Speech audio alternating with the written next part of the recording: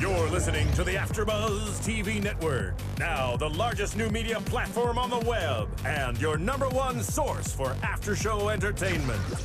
Very good, Gene. Johnson.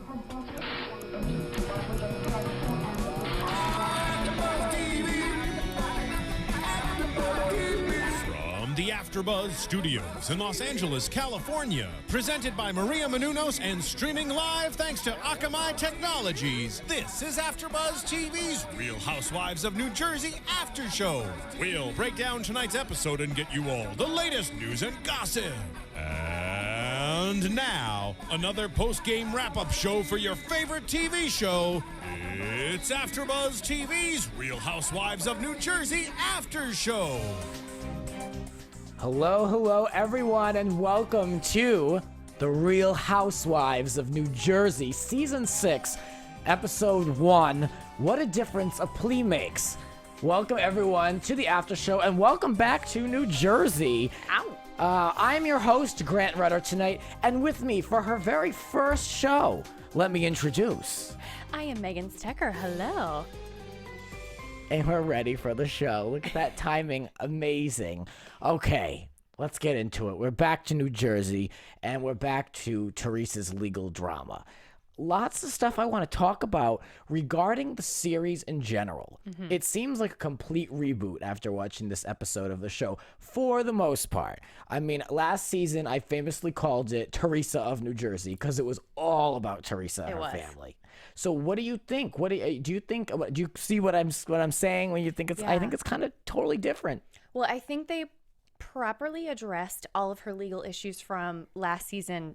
We got it all out there. Yeah. The whole episode this season. So I think that was wise. I feel like, you know, they're trying to make her look very innocent and kindly, and, you know, I'm so worried about my family. So I see a little bit of that angling going on at the start. I do like how they handled it so far. It's, you know, it's the start. They have not pled guilty yet at this point that we're seeing. So yeah, I just feel like it's different. I'm not gonna lie, I am a super fan of this show, but when it ended last season, I kind of had enough. I had enough of the fighting between Melissa and Teresa, and Jacqueline being so upset all the time, and a lot of the back talk. I just kind of had enough. And last season, I thought they should have brought somebody new on to try to mix it up, because it was really more about a family as opposed to housewives. And now we have these 3 new housewives, and they've really kind of made... I almost feel like Melissa got a little bit of a demotion, I feel like, in a way, because it was so much about her and her family. And now, to me, Melissa's just a housewife, as it was originally. Dina spoke out in the press, and we'll get to her return in a moment, but she said that the feel of this season is going to feel like season 1 of Real Housewives of New Jersey. So I kind of get that. I get that taste. I do. I like how they dropped the whole Teresa versus Melissa. Yeah. We had all had it for 2 straight seasons. I could not take 1 more minute of basically Teresa versus Melissa every single show, every single you know, season for 2 seasons. So it's good that they shook it up, and that's over. And I really do like that the show started out with this stance of, that's over. We're here for each other. We're going to all swallow our pride and get along. Things are way bigger than us right now at Plea. And that was a good jumping off point. I totally agree. And then we haven't seen the opening titles yet for this show, which I love. I love opening titles of shows. You were so excited to point that out. You're like, I can't wait for these titles. And I thought, where are the titles? They didn't put them in because at the time they didn't introduce these new women. And apparently they had they had to fill a lot. And they really... Well, story really hasn't progressed because we're so new to the show, and you know, it's like literally like step 1 to this rebooted show in so many ways. But it's just like I feel like we haven't really, like, there was just so much in it that we didn't get the opening. But we saw the glossy shots of when they showed, you know, Melissa and Amber, and they really were I kind of nice. liked it. Yeah, it was like the slow motion hair flip. Yeah. I think that they're gonna kind of. This is only a prediction, but I think that they're gonna kind of like mix up the opening title as well. They're going to keep the same type of thing, same type of song, but I think they're going to modernize it a little bit more because they've given the whole look a facelift. And maybe a little I don't know. Maybe they'll switch up the music just a little bit. Yeah, I think so. I don't know that Right. well, but So Franklin Lakes is kind of back in the forefront, where in the past, that's how it was season 1. Again, kind of going back to that feel like Dina mentioned, because now we're really seeing like we've got Colt's Neck. Colt's I believe, Neck, is the other yeah, town. that's supposed to be one side of Jersey, like the real kind of like I guess Well, I think farm it's country. like it's a little more horse farmy down the road neighborhood, but close by, still affluent. Yeah. You know. And then Franklin Lakes, which is classic to the show.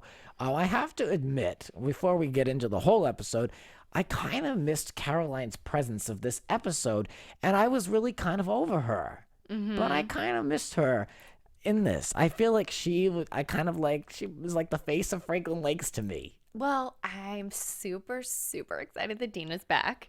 So I think she's filling that void, because there were so many little quips that she was saying and cursing, and they'd have to bleep it out. And, you know, kind of where Caroline would come from of like, this is what I'm saying, and because I'm saying it with this tone of voice, it's the truth. Yeah. That's what I was getting from Dina, and I loved it because I felt that Dina kind of played the milder mannered younger sister when they were on together. Okay. So I think it's so cool now that she's kind of filling the shoes of like, you know what, I'm the tough guy, I'm the veteran here. So See, I feel kind of differently. I definitely am in the minority here, and I'm sure our commenters will let me know. But I'm not too happy that Dina's back. I'm really not into her. I thought she was extremely boring the first 2 seasons that she was on, and I was actually glad when she announced she was not returning, because I wanted more action and more people who actually had like a lot going on. We didn't get to see her husband, and she didn't. I guess I felt a little guarded with her because she didn't let us in, and that's her prerogative. But I just feel like I was kind of like, you know, if you're gonna commit to the housewife thing, you're gonna commit. I mean, we've got everyone else on their families and their boyfriends and spouses, and I don't know, to me it was just kind of like I wasn't really feeling her, and I was kind of glad to see her go. And then the press for this show, which I followed closely, she said numerous different platforms that they have talked about her for the last 4 seasons, so it's time that she gets a paycheck. And I really can't remember any time anyone was talking about Dina in the last few seasons. I think I remember a couple times in different reunions where they would bring up Caroline would always be the one to bring up, well, I'm not talking to my sister Dina because of this, that, and you and the other. Yeah. So I think that's where she's trying to, that's why we all know about the family feud and why they're not talking. Right. So I think that's maybe what she's referring to. Maybe beyond that, yeah.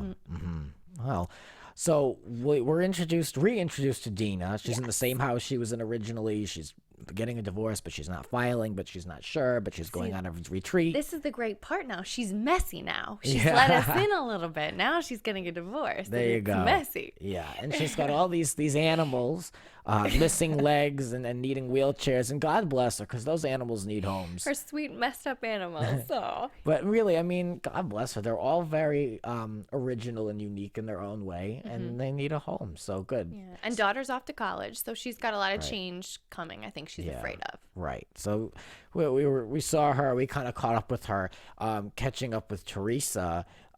She's trying to be as positive as she can, but Teresa's a different woman now. And she even alluded to that in the episode where she wasn't someone like those twins that kind of just speak off the top of their mind. I struggle with this last season. Do we feel bad for Teresa? I mean, these are alleged criminals up against serious, allegations. But I kind of feel bad for her, and it has to do with the kids. And I think most people would, 4 daughters, no joke, do feel bad for her. I do. I kind of had the opposite view when I was reading all the stories in the press about what they're being accused of and what they basically said, yeah, we did it, give us, cut us some slack. But seeing the episode start with and end with poor Gia and how she's affected by this, and thinking about something really bad might happen to her parents or they might go away, was just awful to see her cry. The episode started with her crying with her mother and ended with her crying with her father, and it just was so heartbreaking. So I do feel really bad now at this point. That girl really, I don't know the family, but that girl really should talk with somebody, because she's in the middle of it, and she obviously is she can read I mean, where it seems the other daughters don't seem as affected because doesn't seem like there's any dialogue. Yeah, they seem much younger, the other three. But it doesn't seem like Joe and Teresa are talking about it at all. And I feel like just in that opening scene, which was in February 28th, she just was like dying to talk about it, dying to reach out. That's what I got from her. I mean, you can only read so many things, and then 3 months prior, we're learning that a lot of stuff that's in the press isn't even true about Teresa. So, like, this girl needs to have an open dialogue with her family about this. She's old enough. And the poor girl, remember last season with all the different therapy and therapists being thrown around, and Teresa and her brother Joe saying, well, we're Italian and Italians don't go to therapy and don't seek help and don't go to psychiatrists. So I really hope Gia has somebody to confide in. Me too. And maybe an aunt, a friend, maybe Aunt Dina, Never know. Me too. I really feel for her. I mean, she's at a very difficult age to be going through something like that. So we wish her the best. Melissa has moved. They didn't really mention that, but she did sell that house. Mention that. Yeah. And the house that they're in now, we didn't see the exterior of it, but just from the shots that I saw on the inside, it did not look half as grand as the other one. Correct. Not that same bedroom or same closet. That bedroom looked like, a mid-sized, middle-class home's master bedroom. Fine. The bed takes up the majority of the space. Wasn't anything ornate about it. And then in the kitchen looked small. It looked small compared to what they had. Right. So I wonder what went on there. There's been a lot of the press. I don't know the truth. Why they, I really don't think they're broke. But downsizing, I guess. Melissa said, oh, I can't live near Teresa and have my kids go to the same school as hers. Right. So that was out in the press. Who knows if that was really behind why they moved. I mean, they still live in Franklin Lakes, which is a well-to-do neighborhood. So, I'm going to give them the benefit of the doubt. But it just seems like that house they had was so large and over the top. And now it seems kind of they're living more like, regular, modest people. Yeah. But we'll see the house. I'm not judging yet. But I just feel like Melissa lives so big. And now it's funny because it seems like she's kind of settled in a little bit. Yeah. Melissa's friend Amber we met. You seem to have some opinions on her off the gate. What do you think? I don't know if Amber and I would get along in real life. See, I think I would. I don't know if we would get along, but I can relate to her in like the whole micromanaging thing. I do see. Maybe she bugs me because I see a few similarities, and if we had to work on something together, I feel like we'd maybe butt heads, or we wouldn't be friends because we're a little too similar and would want to both be kind of controlling things. Right.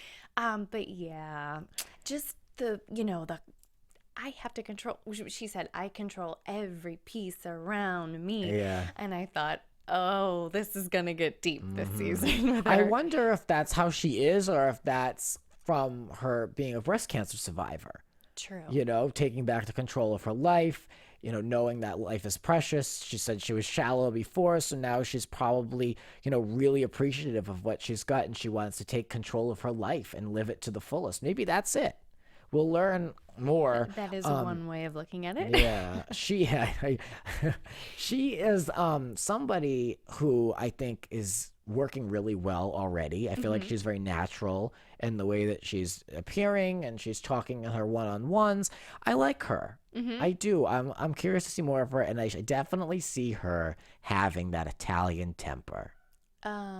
Yes. Yeah. Especially from the trailer for the rest of the season that we got to see at the end of the show. I loved her reaction to when all of Teresa's friends came and they were like tracking snow and things were on the ground because homes do get messy. And growing up in New England, I didn't grow up in New Jersey, but close enough. It's like Little Jersey anyway. Yeah. Like when you have people over and it's snowy outside, I mean, it's a wrap. You're going to get that dirty, wet, melted snow all over your house. And that's it. Because you can't nobody's going to go outside on the balcony or, in and out of the house, or you can't really put a tent up because there's snow. What did you think of the entranceway? And Dina gave us some tips. I mean, there was no salt on the ice and no one could get in. True.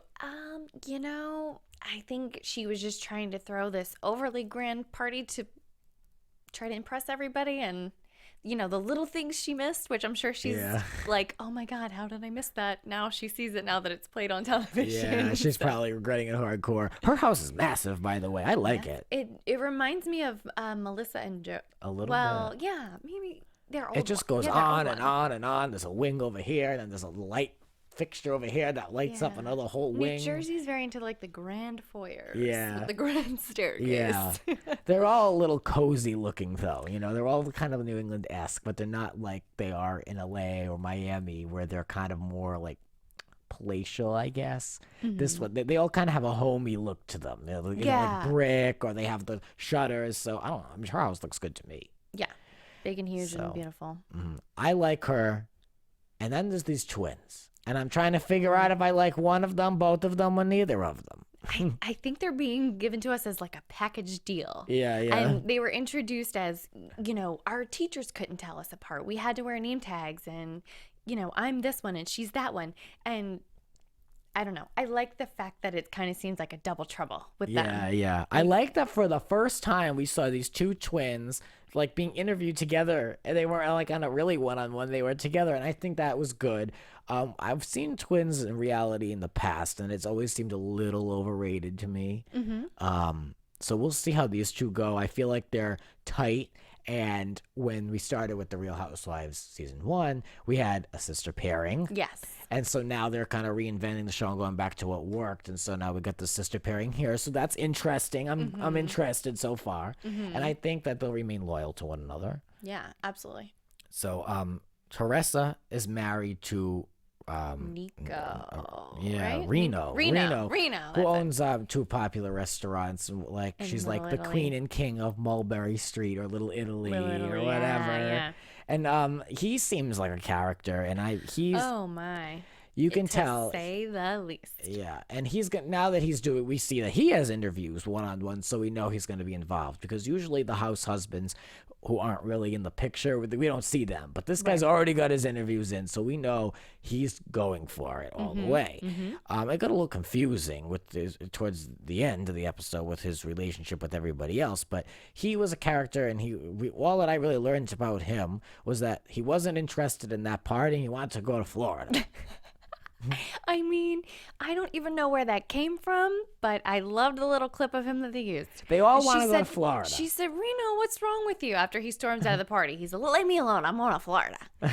Okay. That's so New Jersey, so New England. Florida is the place to be. That is where you go. That is the vacation land, the retirement community. That is where you go. People flock to Florida over there. He just had enough of the snow. We all know the Northeast had the worst winter in I don't know how long, and I think he was sick of it. He was going to Florida. Now, they said that this was 3 months prior to February 28th. Now, can we say this was like January? Because February 28th is the end of February. So what was that? December? So end of December, November, early December? Well, they around said it's there. a fall harvest party, so maybe we were still back in November. Maybe, yeah. Then it wouldn't be January. Yeah, okay. I'm trying to figure it all out. We're really bad at math. It's so embarrassing. Stay in school, kids. Well, if you're at the end, if you're at the end of, no, who cares? Okay, so we're at the harvest party. Yeah, this harvest party with a bunch of snow on the ground, so I can't tell the difference, but you said it's a bad winter, so who the hell knows? Anyway, before we get into that party, let's talk about these twins a little bit more. The other one, Teresa, she very stressed that. Teresa, not Teresa. Yeah, but they're spelled the same. That had to be a mess for production to have two of these people with the same spelling. Oh, yeah. Oh, man. Yeah. Well, whatever. Anyways, and then her twin sister over there, Nicole, who has this boyfriend, Bobby, but is divorced, but has sons, and she seems to be pretty happy, but it seems like she's kind of, her storyline is she's going to be trying to find, she's going to try to find the one or try to be married to Bobby or whatever. That's what it seems like to me. Or it ain't going to happen with Bobby kind of a situation, I think. Those two, I have yet to really judge them. I think that they are very Italian. And I'm Italian, so I can say that. But they're very Italian. They crack me up. I love them. welcome addition for me. Yeah. I think they add a lot of comic relief, which we need right now with a lot of the heavy stuff going on.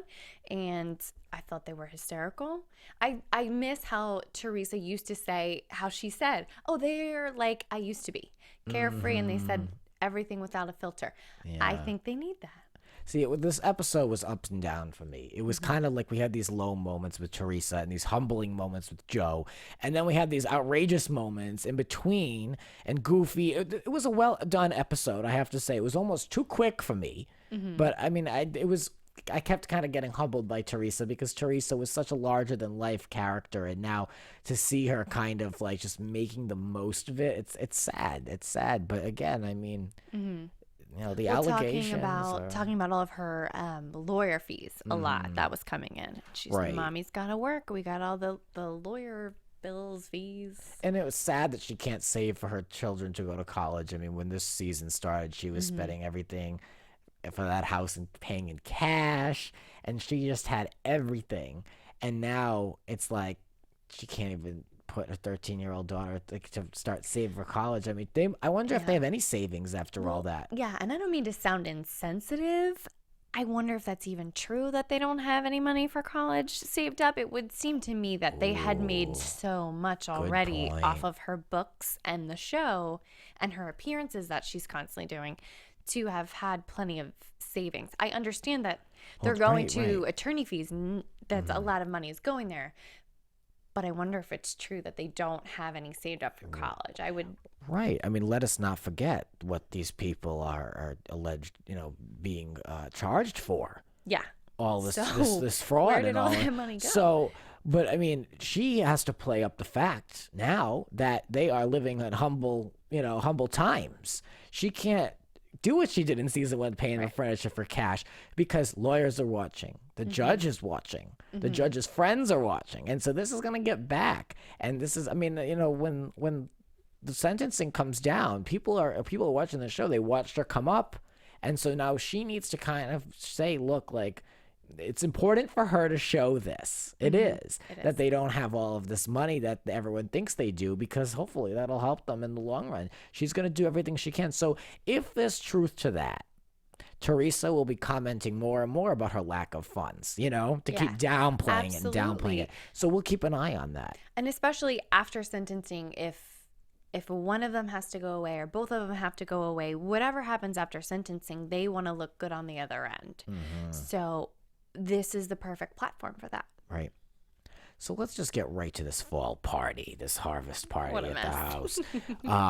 They said something like 50 couples were going to be there. There were not that many people at that party. It really didn't seem like it. I don't know, maybe 20 to 30? Right.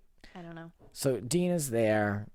Okay. So we see her, but I love her relationship with Teresa, and Teresa needs somebody other than her sister-in-law Melissa to kind of chum around with. Yeah. So, and I believe that they really are good friends. Yeah, I feel that. I don't feel this constant animosity that she and Melissa have together. So I like that she and Dina get to hang out now. Right. This season. And so Melissa saw Amber for the first time in God knows how long. Right. And in a really embarrassing moment, she did not know, as we just saw, that Amber had breast cancer.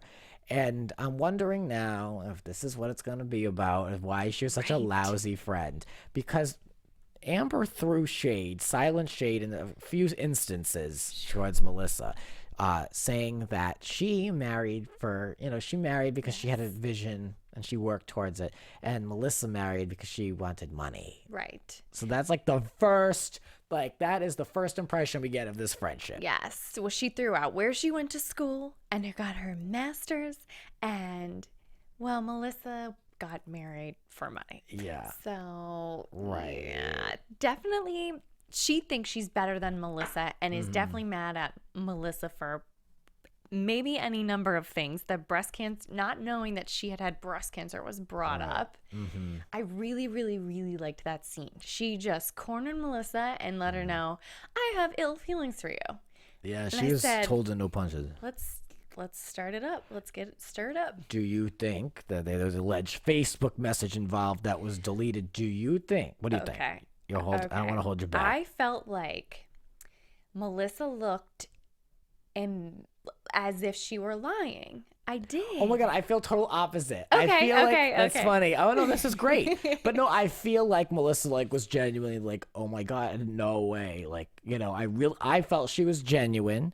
I'm sure other people don't. What do you think? Well, I felt that when she was talking to the girls afterward, and she said, ugh, she cornered me, and she claimed there was this Facebook message, and I don't like being accused of things. She seemed genuine to me then, but I felt like she looked embarrassed and like she was lying when Amber cornered her about it. Oh yeah, but I don't know why someone would lie about that. I mean, it seems very insensitive if she would have known about the cancer and still didn't reach out to her. Maybe it was like, I'm done with her. I didn't like her that much in the past anyway. We haven't really talked in a while. Maybe you have a point. And so she was covering it like, oh, well, we're not really friends anymore. I hope she's all right. I don't know if that's what happened. I could be totally wrong. It just Melissa looked to me not genuine in that moment. You absolutely could be correct. I think she was, in my opinion. Okay. But I can also see where this is terrible, but this happens. You fall out of touch with somebody, like a high school friend. Right. 7 years have passed. And then you about that 5th year, you hear of someone, so-and-so got diagnosed. But time has passed. It's been like 5 years. You're not tight. Like, I mean, it's not the right thing to do, but I can see why she'd be like, okay, like, oh, that's like, she knows the news, but she's not going to reach out. Right. Not the right thing to do. But like, I can see that happening. Or maybe in her mind, like, it's been so long. We're really not friends anymore. I wish her well, but I'm not going to call up and be like, how is everything? I'm giving Melissa the benefit of the doubt. I don't think she knew, but we'll see. Okay. I'm on the fence. Well, what do you think? Rate and comment us and comment and tell us. What do you think? Is Melissa really genuine in saying she didn't know about Amber's breast cancer? We've seen Melissa kind of, dabble in the past with drama with Teresa. Let's not forget that note that the card she sent Teresa all those years ago. Congratulations on your newly redone home. She's been a little shady. Oh, I thought Teresa sent that to Melissa. No, Melissa sent that to her because there was a house. They had when they built that house, there was something already there that they demolished and then built a new home. Boy, okay. Yeah. So let us not forget that there are some there's some shades to everyone. Melissa is not innocent. Yeah. So I don't know. I'm giving her the benefit of the doubt for now, but I'm sure, and as anybody that's watched Housewives knows, we will hear about this a lot. What else happened at this fall party that's worth discussing? I don't know. I mean, Reno had his little meltdown. Oh, I did like how Dina and the twin who's divorced, Nicole, how they had a little moment talking about that. Because Dina said, oh, you're divorced. Well, how long have you been divorced? Okay, well, was it an easy kind of a separation and getting, moving on? And she didn't, I love that she didn't even say anything. She just shook her head no. And Dina said, okay, thank you. Thank you for that advice. She was talking about how they were like bonding. I was like, over that? I mean, you just met the chick. Right. Well, whatever. Maybe it's a good icebreaker since she thought maybe that's like, oh, that's all I know that we have in common right now. So maybe, oh, what's the latest with you? Oh, I'm getting a divorce. I heard you're divorced. I don't know. For a party on the Real Housewives, this one was for the Real Housewives of New Jersey. Right. This one was particularly subdued. Yes. Yeah. No fights. Yeah. I mean, we're just getting started. I mean, it would be really over the top if there was something that went down. But it was, it was cool. And I think they showed just enough of it. Right. And what I was really most interested in this episode was the family portrait segment towards the end. Mm-hmm. So Joe's Nonna. So great grandmother of the young girls. So Joe's grandmother is turning 80. They're having everyone over for her big 80th birthday party with multiple birthday cakes. Yeah. And everyone wears black and Nonna wears red, and they take this huge group picture, which I think Teresa said 50, they were expecting 50 people coming over. So huge. Yeah. Nonna has her 6 kids. So it's all of Joe's siblings, their spouses, and all of the children that have resulted from all of those marriages. you know, I mean, in the past, Joe's been a jerk. He's made so many comments and not necessarily, I wouldn't say racist remarks, but he said you know, Mark's a lot like, of slurs, slurs, I guess we should say. yeah, slurs. And so, you know, I mean, he gives me a few reasons to really kind of like him, but he's likable to me in this episode, maybe because he's under, you know, the gun, you know, but I just kind of felt this episode was really amazing in a way, that the end where they had everyone kind of come together and he interacted with his father, who recently passed in June, which is just terrible. I mean, the worst timing.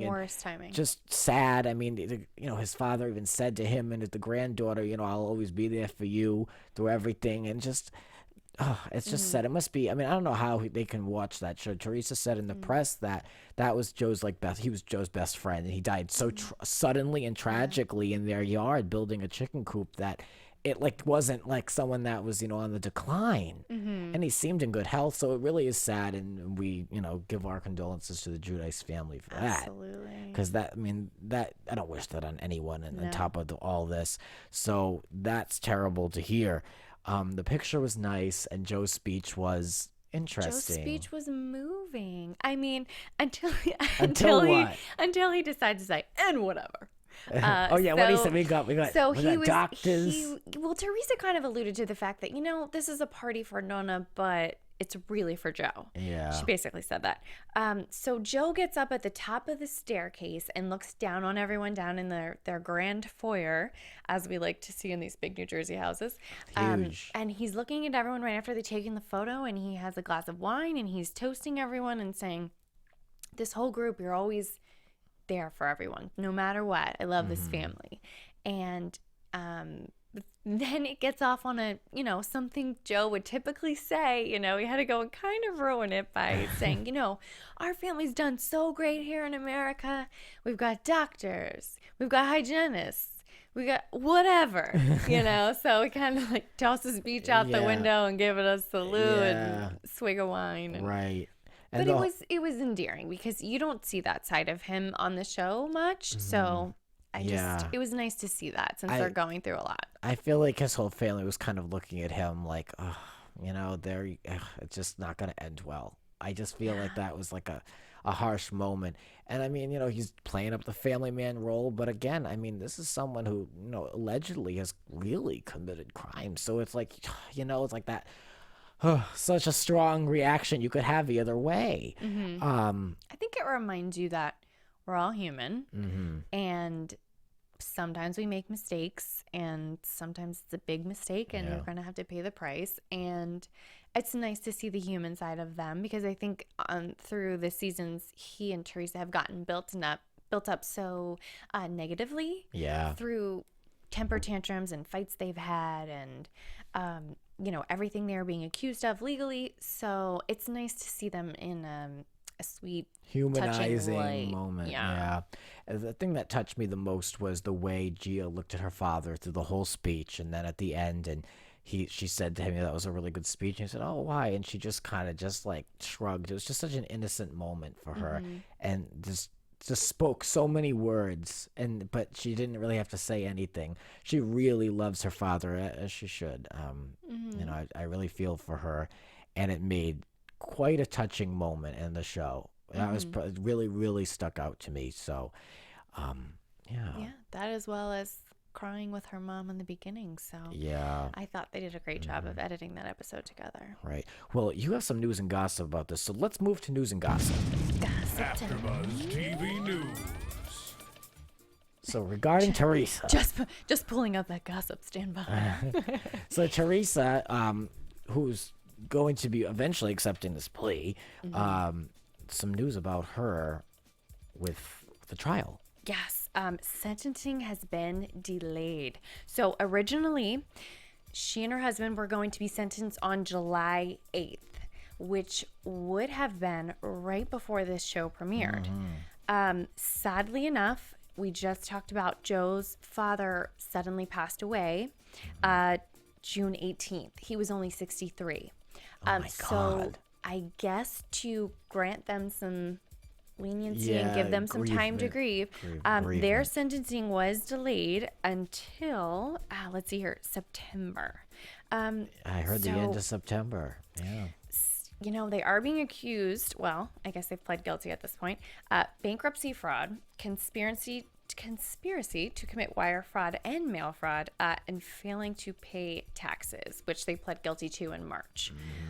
So this has been a long wait, and I don't know if it benefits them to wait through the whole summer and all of September to find out. Let me tell you, their fate. I haven't faced anything like this, but when you pretty much know you're going to be putting in time and that date is unknown, you eventually just want to know, because you want that clock to start. You know, you want to start logging days, because if or years, you know, however long you're in there, because you're just prolonging the inevitable at this point. And obviously it's not their choice, and you know, I'm sure it allows them to get their affairs in order further, and it's a terrible thing, you know, for their daughters.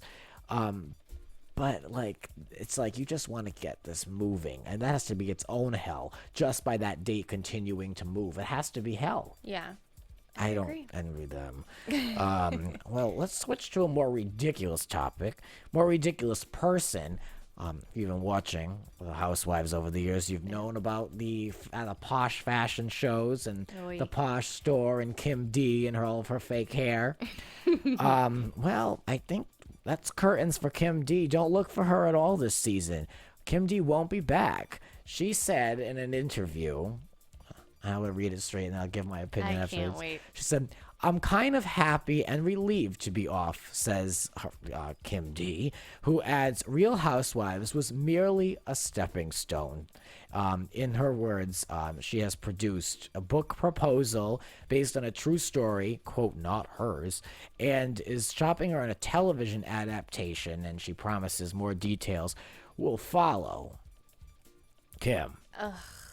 Kim. I don't even remember which Kim she was. If that's. Well, I loved Kim G, the older woman. I'd love to have her come back because she was absolutely ridiculous. But Kim D, please. I mean. Okay, which Kim got in the fight with Danielle in front of a restaurant, screaming and hollering at her? Kim G. Okay, so we're talking they all argued with her. Both Kims got involved with Danielle, but the one where like. She threw a napkin at her and she's like, "You're an effing liar, Danielle." That was Kim G, my girl.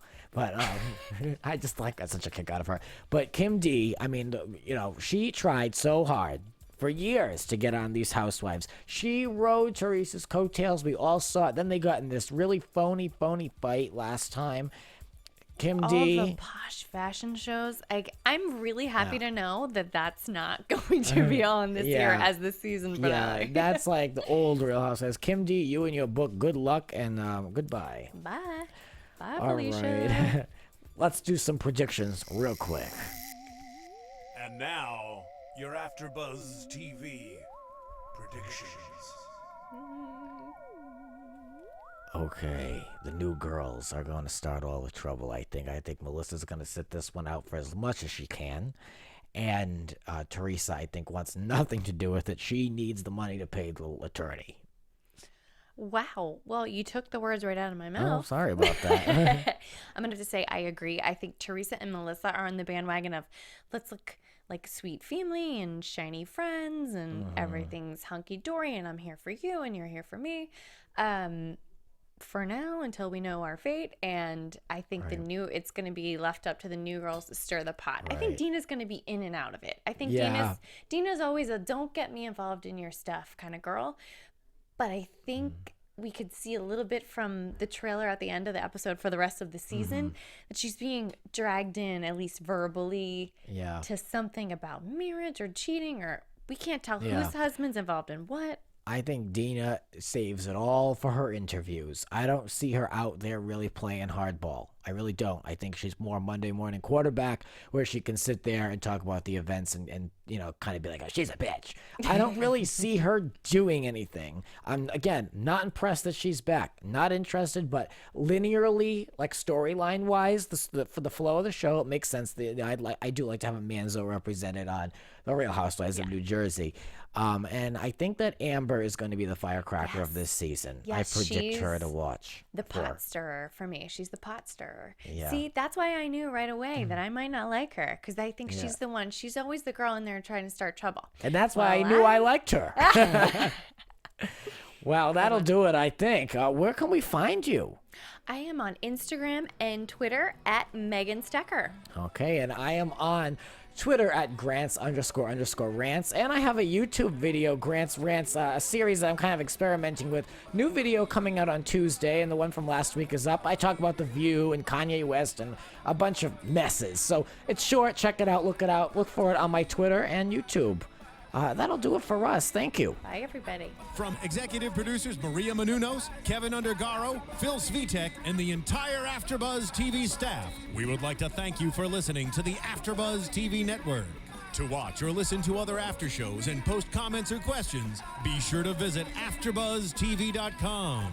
I'm Sir Richard Wentworth, and this has been a presentation of AfterBuzz TV. Buzz you later. The views expressed herein are those of the hosts only and do not necessarily reflect the views of AfterBuzz TV or its owners or principals.